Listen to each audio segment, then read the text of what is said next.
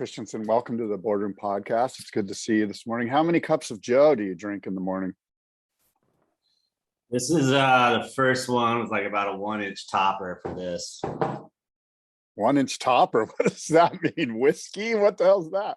Well, I mean, I had a Zoom meeting. I'm like, I might need a little more coffee. So I added about a dish. I got you. Okay. But I don't know how long it's going to last. I got waffles going too. Oh, shit, man. Well, a couple things. As you know, probably the Padres are playing pretty well. I don't know if you've been watching. Got season tickets. Oh, good. Are you going to any of the Dodger games? Going tonight. I got every Wednesday, Friday, and Sunday home game. Okay, I'll be there Sunday. I'm looking right on the third baseline.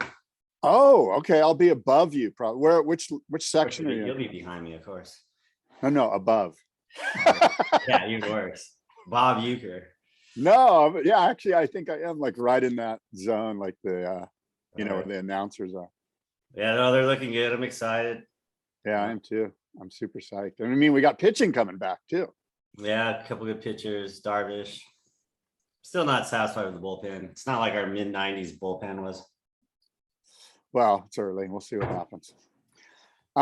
Chris, there's 3 concerts coming to your area. Which one of these 3 are you going to attend? Hypothetical your area, by the way. One of them is Honk. The other one is Iron Maiden. And the other one is Kenny Wayne Shepherd. Neither. None? You got Macedon. Macedon's playing on my birthday. I'm going to Macedon. I don't even know who Macedon is. I'm assuming they're north of Iron Maiden. Yeah. Go look at your kids' playlist. What is it, like Nordic death metal or something? No, it's kind of like in between. I guess it'd be in between a Metallica and a Slayer, kind of in between, a little softer than Slayer, a little more than Metallica. Right. They're old guys like us. Softer than Slayer. That's not something you hear. Hey, okay, so let's get into surfboards. As you know, or maybe you don't know, but Britt Merrick won Stab in the Dark. They just had Stab in the Dark with Jack Robinson. What are your thoughts on the whole Stab in the Dark series? I love it. I'm a huge fan. I've been invited to their other one a few times, the electric acid test, I think they call it, the more alternative one. Yeah. And I decline each time. Yeah.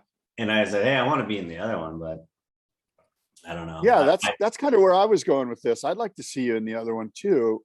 I think people forgot that I came from performance boards and all that, and I still love doing them. And I'm actually redoing my whole performance line right now. Like now I'm seeing everyone coming my way with their twin fins and whatnot. I'm like, I'm going that way. I'm going, and I've been riding them again, and I'm really happy the way it comes out. It all comes natural to me. Like I like shaping all realms of surfing from performance, alternatives, long, short, whatever. That's what I like. And so yeah, I'd be honored to be in Stab in the Dark, but it's always the same dudes, which is fine.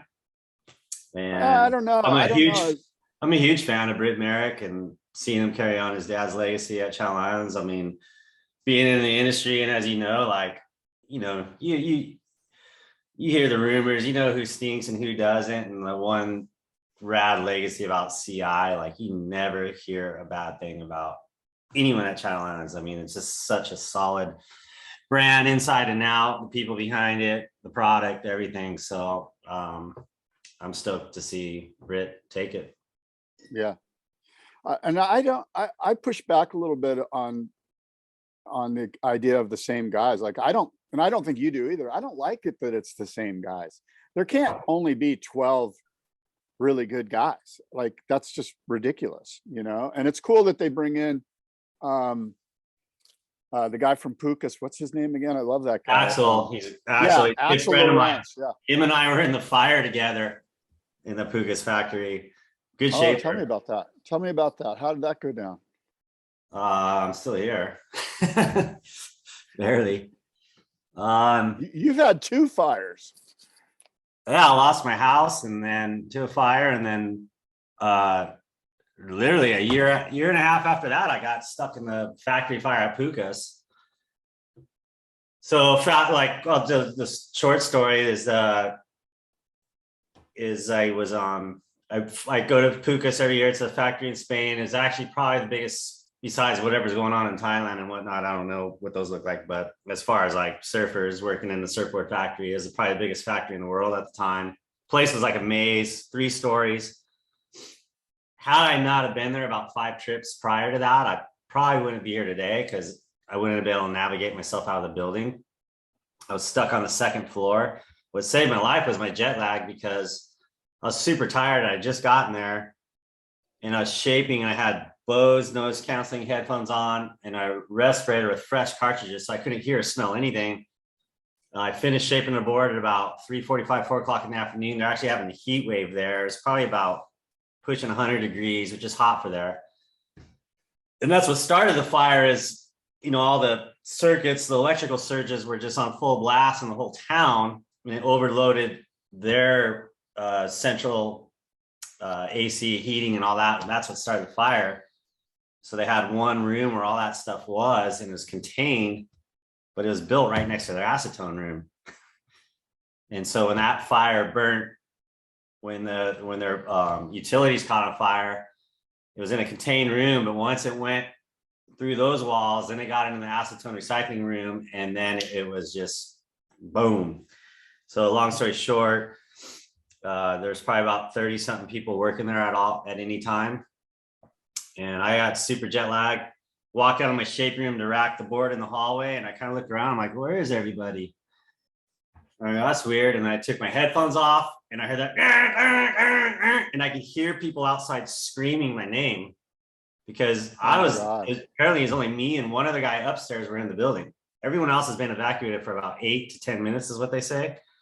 And then I pull my mask down and I could smell it. I'm like, oh my God, there's a fire. And then I look in the corner of my eye and I can see the offices were floor to ceiling flames. And I was just switching hotels. So all my bags, computer, everything were in that room. So luckily I had my passport and my wallet and my cell phone in the shaping room, but everything else, I lost everything else. All I had was a t-shirt, pair of board shorts, and flip-flops. I'm like, whoa. And I started running and I fell. And I'm like, oh, my phone. I don't know why I ran back to my room. I'm like, no, fuck my phone. I don't need my phone. Get out of here. And I ran to where the office was. There's a stairway out. There's no windows on the 2nd floor. And that stairway down was floor to ceiling flames. So then I ran upstairs because I knew there was windows on the 3rd floor to jump out. And as I'm running up there, Sharky, one of the laminators, comes running down. Like, didn't even say anything to me, just like, phew, he just like said something in Spanish, probably like, get the fuck out. But I only remember there's windows up there because there's a bathroom, and I remember I stunk the place up and I had to open the window. So I was like aiming for the bathroom window upstairs, get up there, floor to ceiling things, couldn't get there. So now I'm trapped, and the black smoke starting to come in and everything. And there's one other stairway down to where their shipping area was, and there was a mezzanine and all that. And I had to jump off that mezzanine. I don't know. It was a pretty big stomp. And luckily we had a huge snow year that year. This was in like June. And so my legs were like kind of gnar for a skinny guy. And I stomped it, I don't know, 18, 20-foot drop on a concrete. Radical. Ran out of the building. The owner, Miguel, who started Pukas in 73, they all thought I was dead. And all of a sudden, he just comes running to me. Everyone's standing outside, and they're all like cheering because I got out. And he just grabbed me and wouldn't let go of me, and was just bawling, crying. And then when he lets go of me, I turn around, and there's just flames shooting out all the windows. And I'm not kidding. Within, it's hard to grasp how fast time is going, but probably within 3 to 5 minutes of me getting out, the whole building collapsed. So jet lag saved my life, because usually when I go travel shaping, I'm there to power. And I'll go bell to bell, like breakfast to dinner. Just, the whole goal is to get as many as you can because you're only there once. And I was just straight up tired. I'm like, I got nothing in the bag. Need to get back to my hotel. Otherwise, I would have been gone. Dude, that is a great story. And I mean, great in that it's captivating. It's of course very sad and horrible.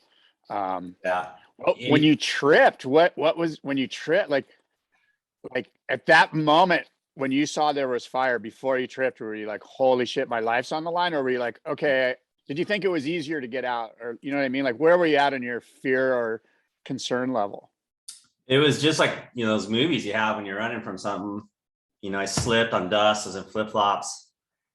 And, it's the whole fight or flight thing, like I wasn't panicking in the moment. I was just like, I got to get out. And your body kind of just takes over. And I don't know, it was like a numb experience, but I knew I was fighting for my life. But it was a real numb, I don't want to say peaceful, but like Zen I was just so laser focused. And there was no other alternatives other than to get out, So and then when I got out and I saw the place collapse, I mean, I was still in that like, whoa, like I wasn't freaking out yet. And then I was just kind of going, at the same time, I was going, what the fuck? I just lost my house to a fire. I'm in a lawsuit, I was in the middle of a lawsuit for that because there's a power line that fell over in the wind, which all wildfires are started by in California. That's a whole nother story, but I'm just like, wow, why me? I kind of felt like I had a dark cloud going over me. Yeah. And so anyways, it wasn't, and I didn't have a phone either. So it wasn't until this 2 nights later, I was laying in bed in my hotel room all by myself, still had nothing. I got an iPad to borrow for checking emails and letting people I know it was okay, because it kind of went world news in the surf industry. And then I started having panic attacks because that's when all the what ifs started kicking in. And I remember just choking in the middle of the night all by myself in the hotel room. Like I hyperventilated, like I have anxiety-induced asthma. I didn't have my asthma medicine, nothing. I was just like, I was so close to calling an ambulance because I just couldn't breathe and all the what ifs. And then I'm like, I either got to get out of here or just man up because I wanted to help those people, Yeah. And I ended up shaping more. All these people started offering shaping rooms. I'm like, hey, I'm going to be a man. These guys just lost their factory. These other factories are helping me out. And I stayed for about 4 or 5 more days. I might have shaped 20 boards or so after the fire, just kind of like, and then I was like, hey guys, I got to go. And then I actually flew from there to New York. I didn't want to fly home straight. And then I just flew there to New York, and then it's kind of like I had some friends there and cleared my head, went and bought a phone. It's kind of nice to have a phone for a while, but that was it. And anyways, to this day, this was in 2000. My house burned down in 2015. That was the summer of 2017. And I still, to this day, have about 2 to 3 reoccurring nightmares of the same situation a week. Well, wow, I'm sorry to hear that, man. That's horrible. Me just running down a building of fire, or my house burned down again, all that. So it's but you make it out, right? You make it out each time. Yeah. What's fascinating about dreams and or nightmares, the ones where you're being chased or whatever, in your case, the fire situation, is your ego will never allow you to die. Nobody ever dies in their dream because your ego won't allow it. Yeah. Pretty interesting. Well, gosh, we're glad you're here. Of course, I know you've told me that story before, but that might have been your best rendition yet. And I appreciate and I don't want, the topper's kicking in. But back to the stab in the dark thing. And Axel's a great, obviously legendary shaper and a great guy. And I think his daughter is starting to shape too, I believe. Yeah. Got a cool setup. He lives in France. The Pukas factory is right on the border of Spain and France. So there's probably half the factory lives in France, and the other half lives in Spain. And there are people from all over the world. Yeah, I'd like to go check that out. I'd like to go visit there and see them. And I know that area is wave rich. It is, especially in the wintertime. Yeah. But the stab in the dark, first of all, I would love to see you involved in that. One of the things that Britt mentioned to me was that, how they have the 12 boards all lined up and the surfer can go up there and feel them out and determine which one's which. And I've always thought that was fascinating, but Britt was like, no, dude, no problem. Like most of the shapers could go, and most of the surfers on tour could go and tell you which one's which, because they see them all the time. They're there at the contests. Do you think that you could go up there and feel out each one and get maybe 8 out of 12?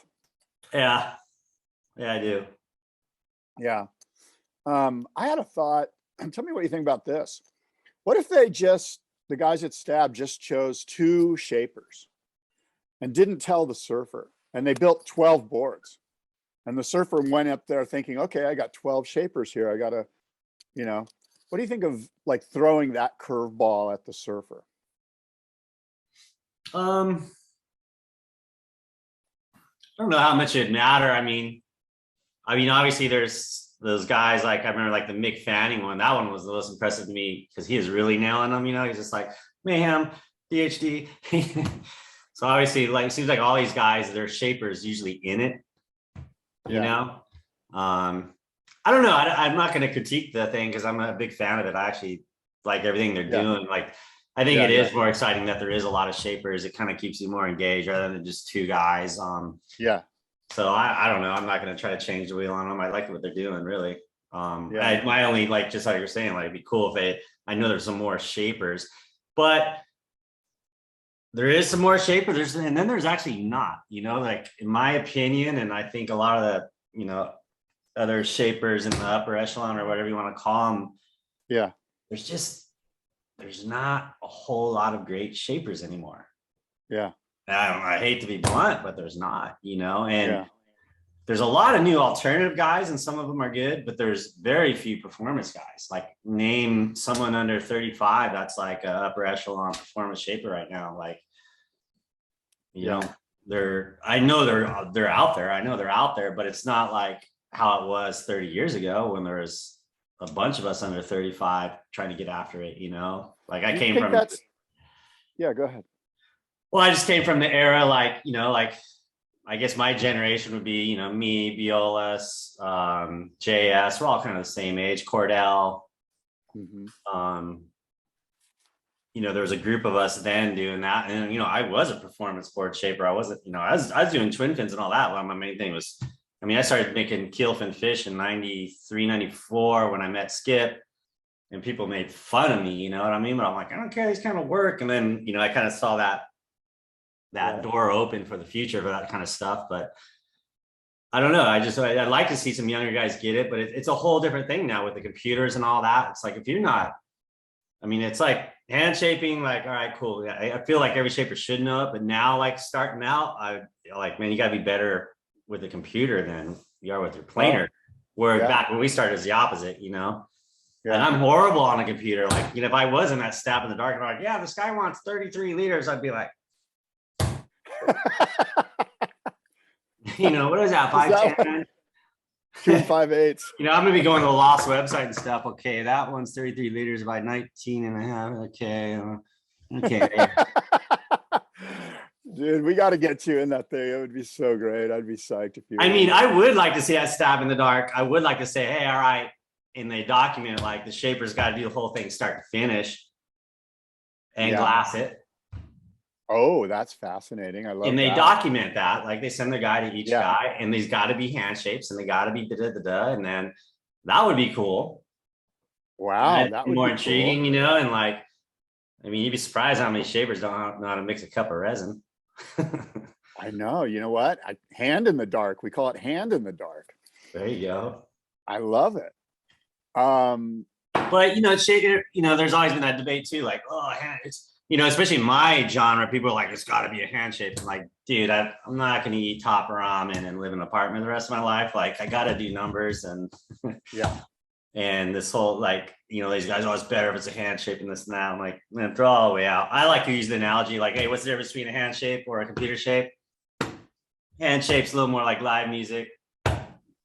The thing off the machine's just, recording.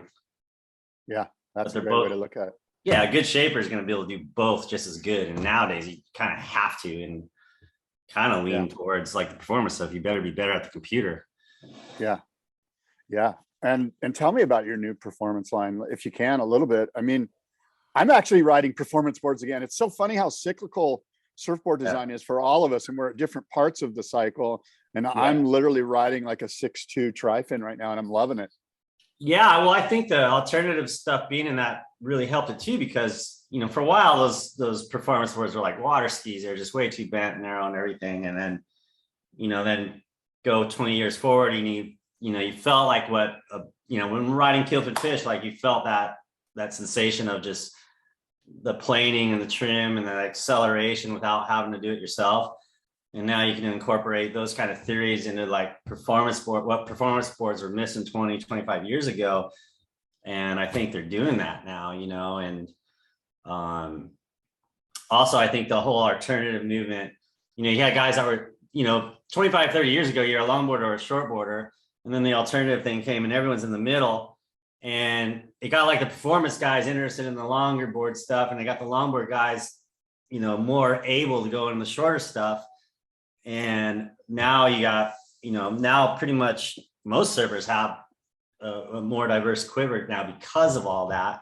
And now I'm seeing guys that were like kind of novices and whatnot. And then the alternative boards made them better surfers. And now they're like, they're like, oh, I'm gonna try a performance board, and they're liking it. I'm like, whoa, I can do a turn here instead of over there now, So true. I'm constantly on the quest for 12 o'clock, even though it's more like 9 o'clock when I do a top turn. But the thing is that I'm on the quest for it, Oh yeah, your regular foot. I was like 9 o'clock's over there. I'm like, I'm going left. I'm aiming at 3. You know what? Tell me what you think about this, because I'm obviously clueless when it comes to most things regarding surfboard design. I might know a little bit, but what I had a guy do was put a ton of concave in the bottom for me for my performance shortboard, thinking that it's going to give me the get up and go that I need, so I don't have to wank my way up to the speed that I need.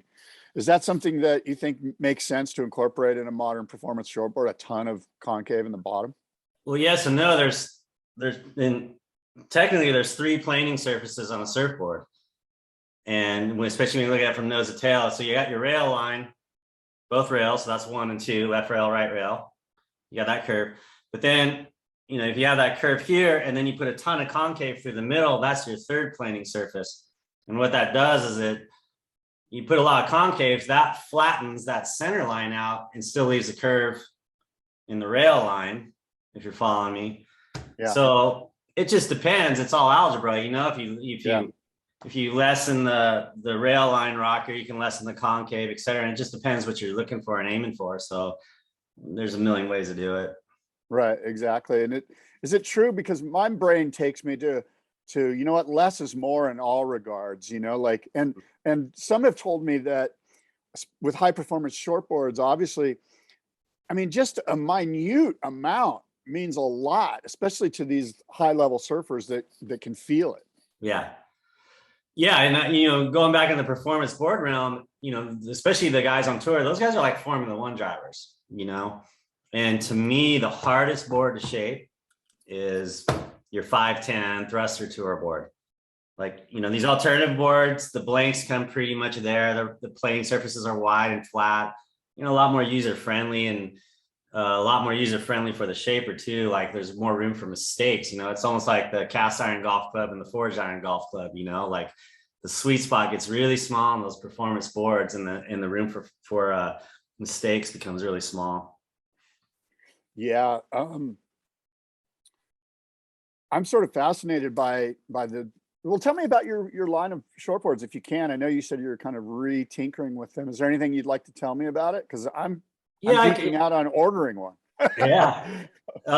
So I'm calling it the Ocean Pro series. So OP for Ocean Pro. So I'm going to have the OP1, OP2, OP2X, OP3, OP4. So basically the OP1 is your performance grovel shortboard. Again, not a twin fin, it's still a thruster. So kind of in the, something for a little more novice friendly. And then the OP2 is getting more performance-y, but still user friendly. OP2X is going to be more bend, more curve for that, the higher level guy, still a squash tail. The OP3 is going to kind of replace my old Brad Gerlach model, the Ger model. It's going to be the swallowtail. And the OP4 is going to be performance round tail. So it kind of covers the realm, and then, all those boards can fit in your board bag, and it's just like the perfect little surf trip quiver. And then obviously I've had the Carrera, which has been my step up I've had a lot of success with. And what's cool about that is I haven't changed that model. That model is like 12 years old and I haven't tweaked it at all other than, you know, width, length, and thickness, but the rocker has been the same and everything. So a lot of these guys are like t-shirt brands and stuff. They're changing their models every 6 months and all that. I like to kind of like hopefully find something that just kind of sticks and you just do minute changes year by year. Yeah, that's a great point. You know, it seems like everyone's trying to stay one step ahead of whatever the I don't know, board du jour is or whatever. And of course it's all cyclical, as you know. And I'm wondering, what do you think in, say, let's say a year and a half from now, assuming, let's just take, for example, that, and tell me if I'm wrong here, but the twin fin round pin has been sort of in fashion for a couple, 3 years now. And it seems to me, okay, well, in a year and a half, what's the board that's going to be in fashion, you know? And if we look at the cyclical nature of it, and I look at history, like in the early 80s, I was riding a twin fin round pin by Gary McNabb. And then the next thing was, of course, the 3-fin. So maybe we're going to the 3-fin again. We're going to go revisit that. And in the middle there somewhere, you know, we have Glenn Winton making glass on quad fins and guys going to quad fins. So is the quad fin something that's next? Like, what are your thoughts on a year and a half from now? What is everybody going to be? Oh, I got to go get me one of those. Oh, it's all here to stay. So predicting the flavor of the month. I mean, to me, it's just, I still think the surfers are just going to keep adding more boards to the quiver is really what's going to happen. And it goes back to the whole music analogy, what you listen to today, what you want to listen to tomorrow. I kind of feel like every 10 years, there's like these, you know, little more progressive changes in board designs, you know, but if you look at surfboards the last 5 or 6 years, you know, group them all together and take all the genres, they're all going to be pretty congruent to each other. Go back another 10 years, you're going to see the differences. So I feel like where surfboards are at right now, we're kind of hitting the ceiling of progression in this realm. You know, I almost feel like we're kind of in the last few chapters of this generation of surfboard design. And I think it's one of the, if you want to put up, I guess you can kind of categorize them in generations, you know, like you had the 90s, the early O's to 2010, and now what we're kind of doing now. I think we're on the kind of the back chapter, but I think this is one of the better chapters of surfboard designs, at least in my career.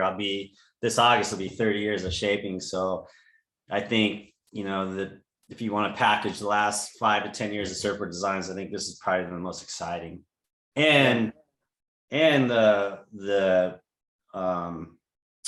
most rational, you know, and not overindulge. I think, wow, people are like literally like stabbing in the dark and getting a little overindulged with things. But now it seems like with social media and the blueprints being more out there, you know, because all shapers are looking at other shapers and surfers are looking at other surfers. So it's really kind of consolidated board design and matured it. Right. That's interesting. So it's almost like a homogenization that's occurring because we're not so apart. Now I see what Axel's doing in Spain, and you know, 20 years ago we necessarily didn't really see all that quite as quickly. I've been seeing the one thing I've been seeing a lot of changes in is fin placements, and which I think is really, yeah, the wave pool thing is really great for that. I mean, I'd love to have access to a wave pool and have one, you know, have like 3 or 4 of the exact same boards with completely different fin placements. That's going to be the next big move, because people haven't really played with that. Everyone's always done, like, especially on thrusters, 3.5 by 11 fin placement, and inch and an eighth off the rail, quarter toe, and then can't say any names, but I've been working with someone that pretty much everyone knows who he is, and he went into his garage and he's like, look at these fin placements, and I'm like, wow. I mean, we're talking 3 to 4 inches. Oh, wow. You know, frontwards or backwards compared to normal on a standard 6.0 511, like with crazy different curve. I was like, wow, impressive. It had me going, and I don't know. So there's been like, you look at Maurice Cole, like, you know, in the late 80s, early 90s, when he's doing that reverse V, Yeah. And now I've been exploring that design on my alternative line, because now I'm like trying to get the alternative boards to fit in the pocket more. And I've been having a little success with the reverse V. And he's been gracious enough. Like we haven't like had a full connect, but he's been like, "Hey mate, how's the, like it's cool." Yeah. Like shapers there's a little more of a brotherhood now. That's sweet. I'm glad to hear that. Couple things. Your Criss craft. I saw a guy surfing your Criss craft yesterday, and I asked him about it. I'm like, God, that, because we were both on gliders, and his looked way better than mine. And I saw him do this turn way up in the pocket on a 10-6. And so I guess my question is, Criss crafts don't have reverse V, do they? Chris Craft's got all kinds of things going on. There's a lot to work with, right? Yeah, there's a lot of roll and V. There's a catamaran in it. Yeah, double spiral Vs. Wow. Okay. Well, Light point back. So Yeah. the funny story on the gliders, obviously my relationship with Skip from the early mid 90s, his was the Eagle. So my big board was the glider.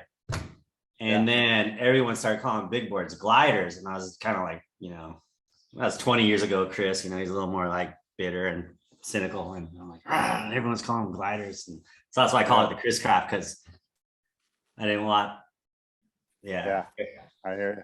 It's a little surfboard history for you. Yeah, man. Here's the thing. You were talking about fins, and you've made me two of the greatest surfboards I've ever owned. One was a Dauntless, a 6.6 Dauntless that I took to Indo a couple of times. And the other was a twin fin round pin that you made me that was one of the fastest, if not the fastest, point A to B surfboard I've ever owned. Both of those boards had glass on fins. And I'm wondering if glass on fins, and I can't see this happening, but is there a time when glass on fins become sort of like, not trendy, but fashionable? Yeah, we still, my glass shop probably does more glass on fins than any glass shop in the world. And in the marine ply, like again, back to the days when I was with Skip and Brewer and all them in the mid early 90s, Larry Gephardt was also in the Point Loma area where I was from at the time. And he's obviously the guru of the wood, Baltic birch, marine ply fins. And his whole thing was the performance of them is like, A, they're lighter. Wood was lighter than at that time solid fiberglass fins, and B, because they're buoyant. He had a whole hydrodynamic theory about the fins are more responsive because they're buoyant. And I told Kelly this because he's got his fin company out now, and it's like, yeah, and they float so you won't lose them. I go, but there's a hydrodynamic. I told him about Geppi's theory. I go, because they float. Like, you got to think about it. There's a performance thing in that. Yeah. I remember for a little while, foam fins were kind of a thing in the early 80s. The foam twin fins. Yeah, I'm not sure who did those. That was to inject them and take the weight out of them. Did Curtis Hasselgrave do that? I don't know. Curtis Hasselgrave was he was the man with fins. He's kind of the Japanese sushi chef guy of fin making back then. So glass on fins, not going to come back in fashion, or no? They'll always have their place. I like the whole performance thing because fiberglass has memory. No matter how you bend it, it's going to come right back, or plastic kind of doesn't. Yeah. There is a theory on the anchor, just having that fiberglass anchor to the fins rather than a piece of plastic box. So they're just such a pain in the ass to manufacture, the work, and then sanders, and they're never going to make a full comeback. Yeah. And now the glass shops, we all learn, because if I have 6 boards or just FCS fin boxes and 6 glass on fins standing outside the Sanders sanding bay, he's gonna cherry pick. I got to pay him a lot more. So to get a board of glass on fins, I got to triple check my price list, but I know we charge well over $100 for that. In addition. Yeah, because I got to pay everyone more, and it's a loss on the guys that set them. The guy there's only a few of them. Yeah, I have Andy Poff, who's awesome, and he's in his late 60s now. He's been building boards forever, and that's all he does is our glass on fins. Like, I have one guy just for glass on fins. And he even told me, he's like, hey, July 1st, man, my wife wants me to start backing off. And I'm like, oh gosh. And like, I don't know. anyone under 60 that can do a good glass on fin setup. So what's your strategy there? Do you just get one of the younger guys and go, hey, look, I want you underneath Andy for about 2 months and just get this thing dialed and it's going to work out for you? You're going to have plenty of work. And luckily I had some, you know, I want to call them kids now. I had these guys in the early 20s that actually stuck with the factory through COVID. They could easily gone on the Joe Biden dole, you know, and made more money sitting on the couch. But they stayed at the factory, and I have three employees over 75. Radical. That are insane. You know, they're great workers and they love it. I mean, they're there because they want to be there. And yeah. But yeah, I was talking to Matt Biolos. He's like, you gotta start training those younger guys, like, because we're both talking like, man, there's no more guys out there that want to work in a glass shop. So I'm guessing it's Andy and Gary and Peter. No, Wayne Hoshizaki, No. Peter and Gary Stuber. Yeah, Peter might be 74. He might not be 75 quite yet. Yeah. But Gary's been telling me 78 for like the last 8 years. So I don't know. He might be 90. I don't know, but the guy's like strong as an ox. Yeah, he is. But it's the future of glass shops is sketchy. That's why I travel shape so much, because my glass shop's maxed out and I can't find what I need in any other glass shop here in California, and they're all swamped. Yeah. It's unbelievable. And I work at Ricky Carroll's factory in Florida. He's having the same problem. He's like, you can't find, you know, the average age in his factory is, you know, surprising what it is. You know, there's just no young guys doing it. And it pays pretty well, like working in a glass shop. It's all piecework. Yeah, I was going to ask you, like, what's the solution to this problem that we see coming down the pike? I mean, this is going to, instead of this blowing up in our face, what are we doing to solve the issue so that when the time comes, we're like, okay, cool, we have a pipeline of labor here? The biggest threat to the surfboard industry right now is the glassing area. Like, and there's so many factors. The biggest problem is finding labor and the new talent. It's just, I don't know what it is with this younger generation, but like getting dirty at work doesn't seem like their cup of tea. It's a dirty job. It is piecework. So like, my sanders, they're making 60 to 80, 90 bucks an hour because it's piecework. Once they get good, they're getting 25 to $30 a unit, doing 2 to 3 units an hour. It's way better than bartending, Yeah. And then the other problem is, especially in California, is obviously the price of real estate. So getting these industrial spaces, they're not cheap. It's driving the cost of boards up. And then all our EPA and environmental and all, the California laws. I mean, I get probed every other month by, if I get some soccer mom walking by and she smells something, and then she gets all Aaron Brockovich on us, and and I got to go through everyone in the county coming by, check. And I'm like, I could have just shaped 5 surfboards dealing with all that, Yeah. But we pass, we're compliant each time, but it's getting harder and harder. And now I'm actually, so Moonlight's, it's my understanding, it's the oldest surfboard factory in the world. Right. Still in the original building. Pukas was until it burnt down. What about down there where Matt is in the ghetto at San Clemente? They've been there a while, but Moonlight's been in the same building since 1979. And in that industrial complex where I bought Moonlight in 2010, we were always neighbors and they joined us. And so that industrial complex we're in La Casa Meadows, just outside of Carlsbad, we're the only business that's been there since the day they built that stood the test of time. Right. We have new owners now in the last 5 or 6 years. The previous owners loved us. We loved them. It was awesome. These new guys, I'm trying to negotiate an extension of the lease. Yeah. And they don't care how long we've been there. They don't care how many employees are there. They'd rather that place be a CrossFit gym or a storage unit, something less impactful. Yeah. And I'll be honest, man, it's ruining my sleep. I don't know our future right now. Yeah. Wow. That's a bummer. Yeah. And I don't know how much I want to go through build. It takes a lot to build a surfboard factory, and to get it to all the specs for the EPA and all that, it's not cheap. It takes a long time. You got to go through a whole permit process. I don't know if I have the stomach for it to do it again. Yeah. What do you think about going to Mexico or going to Utah or Nevada? Me, no. Yeah. I've been digging my travel. I mean, lucky for me is I can shape anywhere. I have my own shaping room in Hawaii now. Yeah. I'm in Jason Kashiwai's factory. I got my own room I just built. And then I have my own space out of Ricky Carroll's. Yeah. So I've been lucky with that, and I work with good glassers there. I was talking to the guys at Lost and all that, about all the problems we have, and there's all those surfboard factories in Oceanside, and I don't know if all those guys off Airport Road are gonna be gone the next few years because really? that whole area is gonna be turned into like a wave on the park. beach. It's gonna be gastropubs and hipster bars and whatnot. So all those guys are gonna be having to move. I think it's like only another 3.5, 4 more years, and they're bulldozing that whole place. Really? It already I sold. know that. Oh, so it's been purchased and they're bulldozing it, and they're just going to gentrify that whole area. Yep. Airport Road. Yep. Wow. And I mean, I'm gonna shake a stick at it, but I'm gonna guess there's at least 20 surfboard factories there.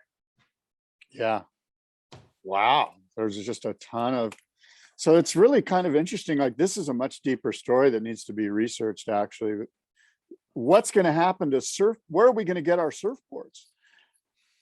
That's maybe the title of the piece. And it sounds like we're going to get them from Mexico.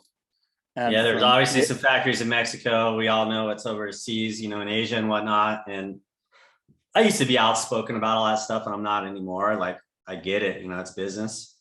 Yeah. And I know Chris Ruddy has working in Florida, like they're very pro-business there. You still got to go through all the permit processes and all that, but like the costs and everything, I kind of see a lot of manufacturing. I wouldn't be surprised. It's not going to happen overnight, but in the next 5 to 10 years, I think it's possible some big labels that have been here forever might move to Florida, and there's no state income tax. Yeah. I mean, I'm not lying. I mean, now that I've been going there so much, I'm kind of like scratching my head, and I'm looking at all the taxes and stuff I got to deal with in California. It's like, man, why don't I just base out there and there's airplanes. Yeah. So it sounds like a couple of things could happen.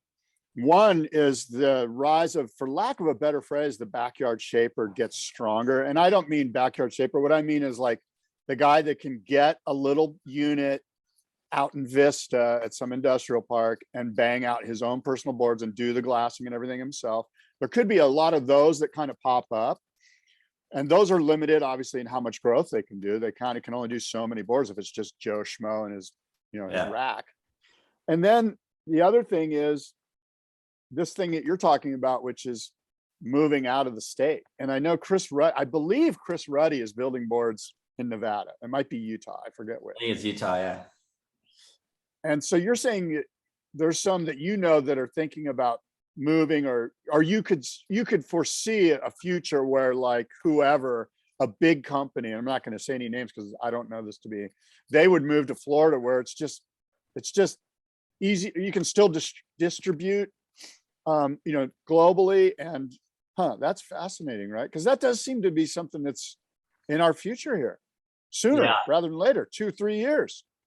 Real soon, because the real estate's getting out of control. I was seeing, the biggest mistake I think I ever made in business is not buying my own building. Like, I do a little bit of business consulting on the side, and I teach some classes at colleges and stuff. And, that my biggest mistake is not purchasing the building. And the way that it's going right now, you to be a strong business, you got to own your building somehow.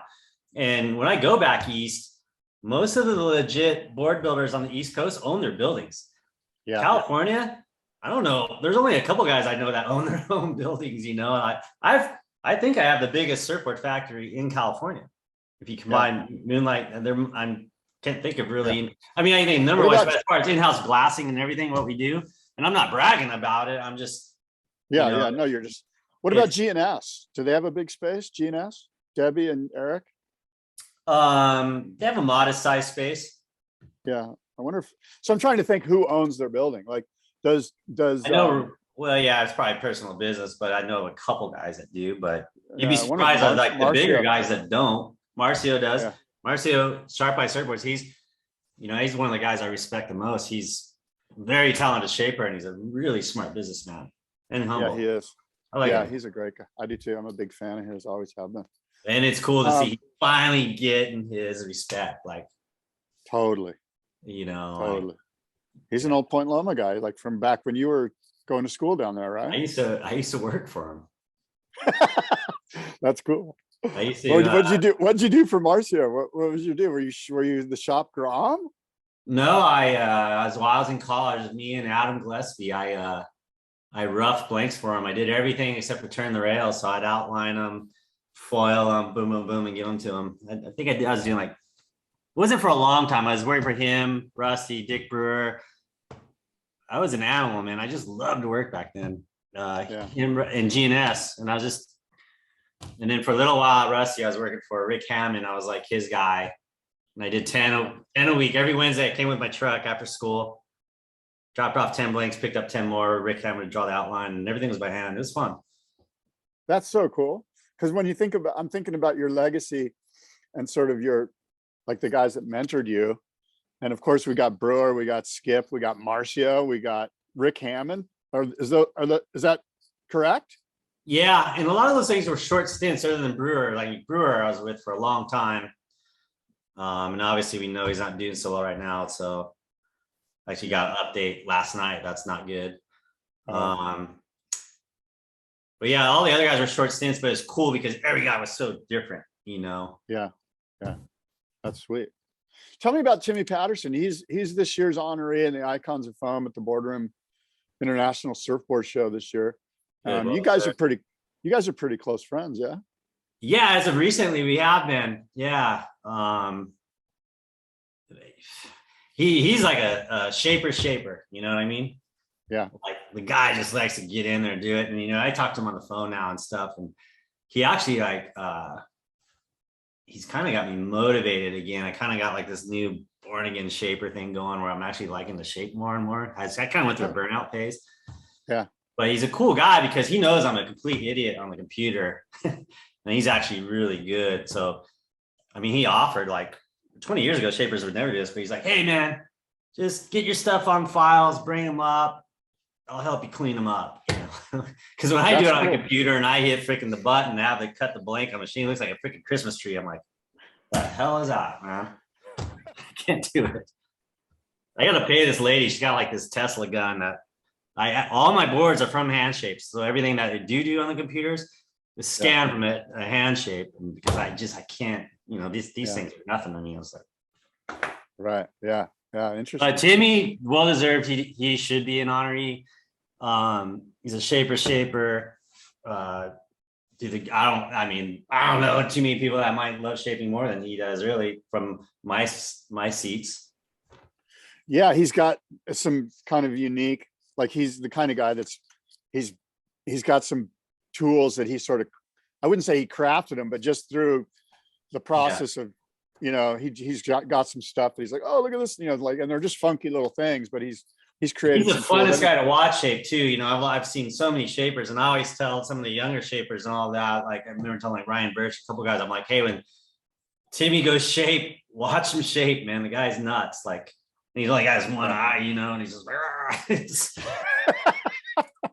it was cool. Like I was stoked to have, because last year I was in the semifinal against Timmy Patterson, and I was like, to me, he was kind of the guy to beat, and congrats to Ryan Birch for beating him too, because Timmy beat me. But we were having fun with each other, I was running his room, messing with him. Hey, I'm done, but I wasn't. And then he came and messed with me with that he was done, and he was done. I was like, I always thought I was like one of the fastest hand shapers in the world, but I knew Timmy. Ricky's too. Pretty fast. And then so is Matt Kazuma, but like all four of us can hand shape a board in under an hour. You know what I mean? Yeah. I think. And there's some guys that say they can do it in 45 minutes, but they look like they did them in 20, if you know what I mean. But yeah, I don't know. Timmy's pretty good tools. Look, a lot of people don't know that that you're a big part of the competition, the Icons of Foam, the tribute to the masters. You helped me sort of craft it because I don't know what the hell I'm doing. And I asked you a bunch of questions about it. And you helped. You're like, Scott, that's a stupid idea. Don't get a block of foam. Just give them a blank. Is that something that the idea of who can shape a board under an hour, is that something that would be a way to kind of change it up? Or is that just silly? I think the 90 minutes is plenty because obviously when we get in there, we're kind of nervous. Yeah. I've done it a handful of times, but even the last one I did it, I don't know if you saw, I think it was my first heat when I was against Ward Coffee. I was kind of nervous and I almost cut my finger off and I ended up running over my cord and shocking myself and all that. And I had to hit the timeout button like, hey, my planer doesn't work. So there's kind of like that 20-minute warm up edge that every guy has to have, when everyone's watching them. So I think the 90 minutes is good because, in the past, there's been guys that haven't finished in the 90 minutes. Yeah. Yeah. All right.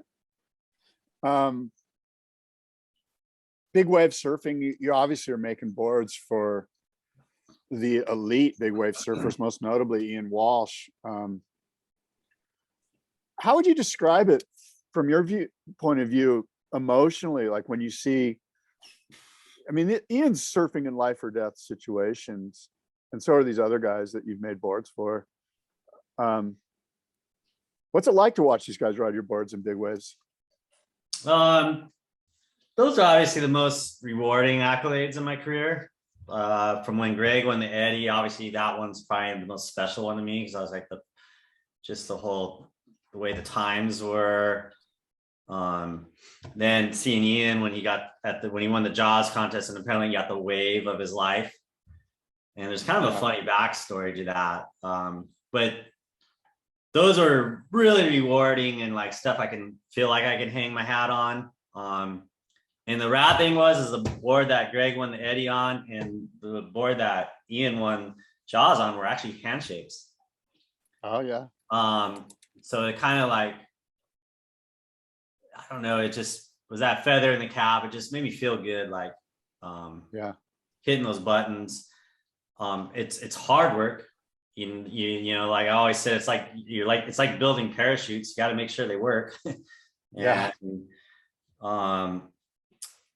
But at the same time, you're confident in the guys, and you have to be equally confident in your work. So, a lot more rewarding than making a mid length for for Tom, me. Dick, and Harry. Tourmaline.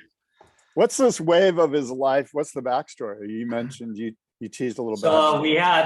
So I'm at all these contests, whether I'm in the water, in the channel, on a boat, or on a board, or at Jaws. That day I was up on the cliff, and we're actually all working like a team. We have radios, and I could see way different from up at the cliff at Jaws than what they can in the channel and whatnot, and especially the competitors' boats actually behind the lineup. And at the time, Albie Lair and a few of those guys were, surfing the West Bowl on a lot shorter equipment. And Ian was like, I want to ride a smaller board. I go, no, man, it's getting bigger. Stay with the 10-4. And I'm radioing to his brother as well. Like, hey, he wants to take the 9.8 out. I'm like, no, stay with the 10-4. Stay with the 10-4. It's getting bigger. It's getting bigger. And there's more sets coming off of the east side of the reef than on the West Bowl. Like, stick to plan A. Then Ian's getting on there like, I want to ride the 9.8. Well, trust me, 10-4, stay with the 10-4. And plus the 9.8 was a lot thinner. Like the way these sets were coming in, like I go, hey, those are the biggest sets of the day. He's like, no, they weren't. I go, no, they were. I've been here since 6 a.m. Those are the biggest waves I've seen all day because I had the good perspective.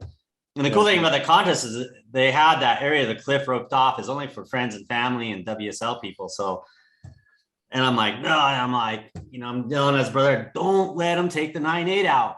And then Ian kind of like, all right, man, I'm going to trust you.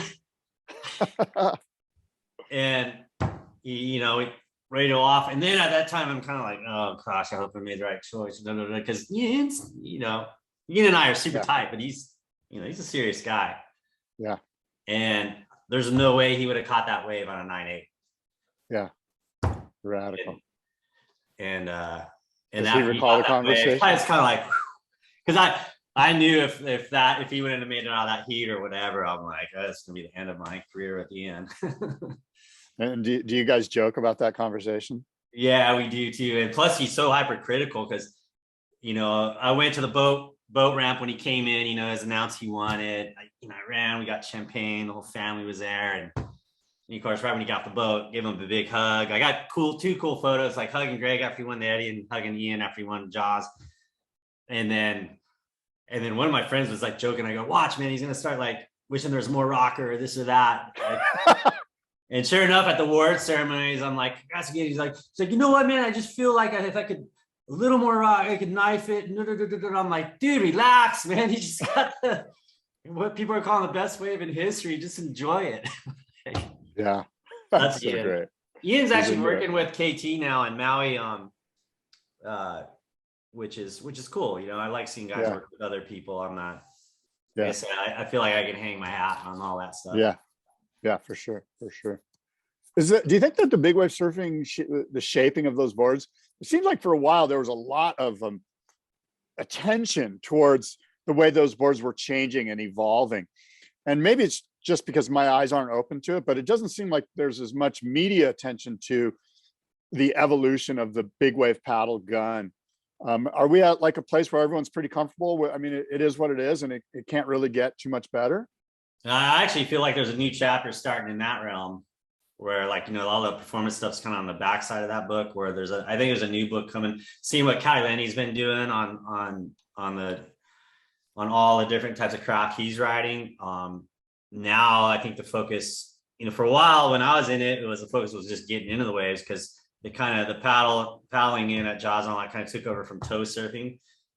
And now that we know those abilities and plan shapes are there, now the whole chase is the performance thing. Like, all right, let's get those boards to turn off the top. And so that's where it's going right now. And I've seen some pretty cool stuff, especially that guy from KT that Ian and Kai are working with. He's doing some stuff that's catching my eye. And I've been tweaking some things myself. Yeah. I'm mainly still just working with Greg and Tom Lowe. And but right now the focus is more on performance on the big wave things. Because now we know what catches them. Now we got to get them to maneuver better. Earlier, you mentioned a friend of yours that's playing around with or examining different fin placement. Is that something that might make the big wave guns go more vertical and turn better? Yeah, absolutely.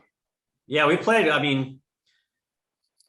fin placement curves, placing different thicknesses, taking foam out in different areas, just doing the whole displacement hole theories, because they're really getting thick and heavy for the whole paddling thing. And now we're finding ways to chip out foam, but still have the same amount of buoyancy. There's ways to do that, just to know like how you do old boat crafts and stuff like that. Yeah, so yeah, a lot of planer work. I'm actually been hand shaping my guns lately just because of that, because I don't know how to do that on the computer. And I'm like, yeah, it's just faster. I just whack the planer out, Yeah.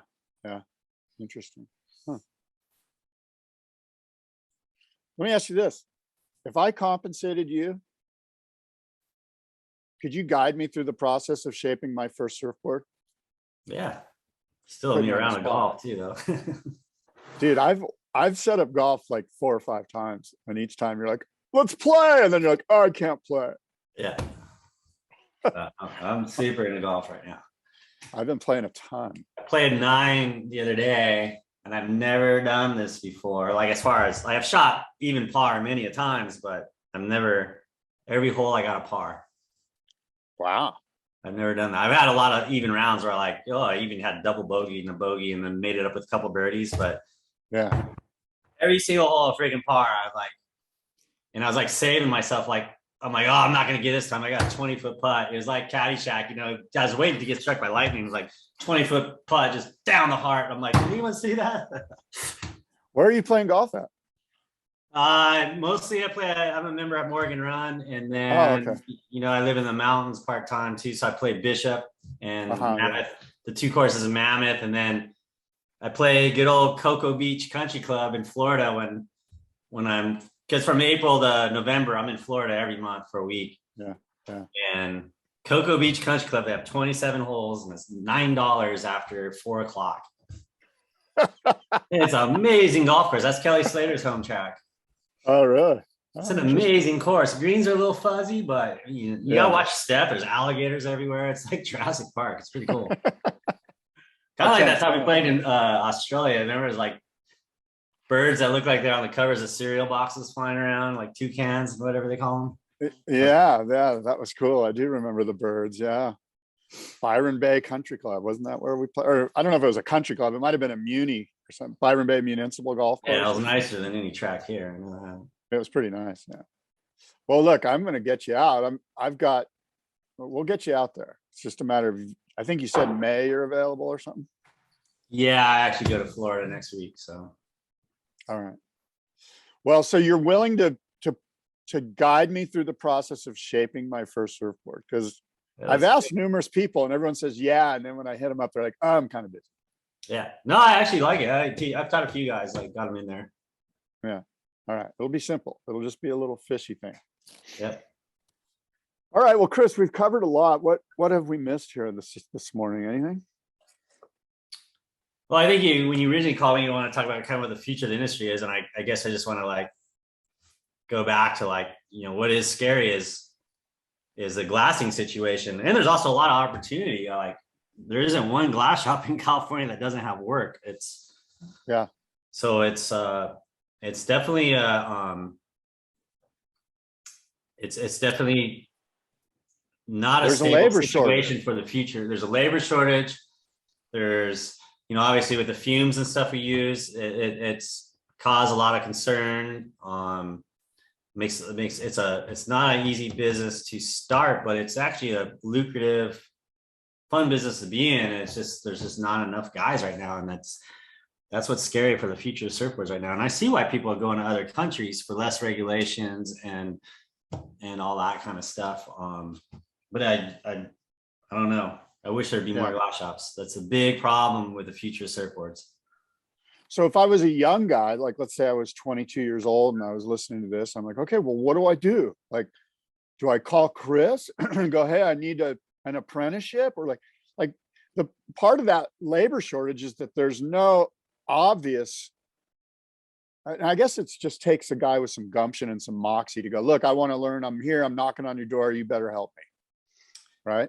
That's how we all started, by working in factories. So I'm grooming the guys I have right now that are in their early 20s. I'm like, hey, this could be you one day. Like, learn this stuff, get good at it, pay attention, and this could be your own business one day. And it's not a bad business to be in, What about having those guys that are the up and comers with you, give them some incentive to bring in some young guys to keep the pipeline open? That's kind of like the rule of thumb. Like each guy starts out sweeping the floor and then works their way up to a laminator or a sander, one of the piece workers. And as they move up, I always say, hey, you got any friends that want to take over your QC job, the quality control job, and then the packing job. Those are kind of the two entry level jobs at the factory. And, usually after a year to 3 years, they either move on into a piecework position or they move out. And so, yeah, I always like, hey, here's a circle of your friends. And you're like, you want this job, find me another guy. Cause it's hard. It's not like you can put out the yellow pages or the, Craigslist and now hiring surfboard quality control guy. Like, huh? Yeah. It's a lot of word of mouth. What about this though? Maybe that model is not a good model. Maybe the model needs to be come in and start right away as a laminator after a month and a half or 2 months of training.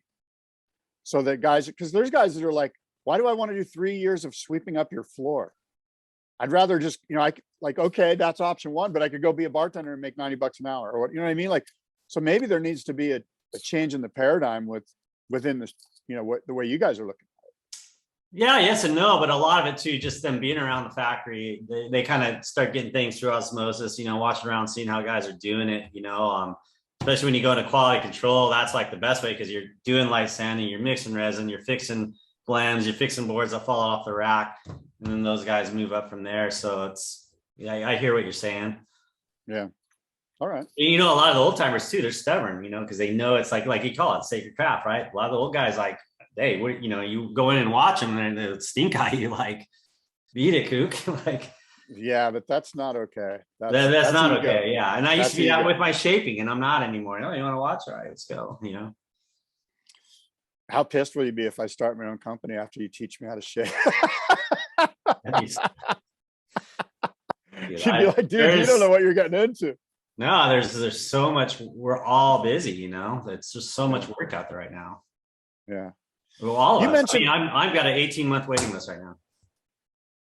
Really? So I'm gonna have to make my own board. There's no way you're making me a board. I mean, the friends and the loyal customers slide in much faster, but Yeah. I mean, if someone wants a longboard with all the bells and whistles, it's generally going to take about 18 months.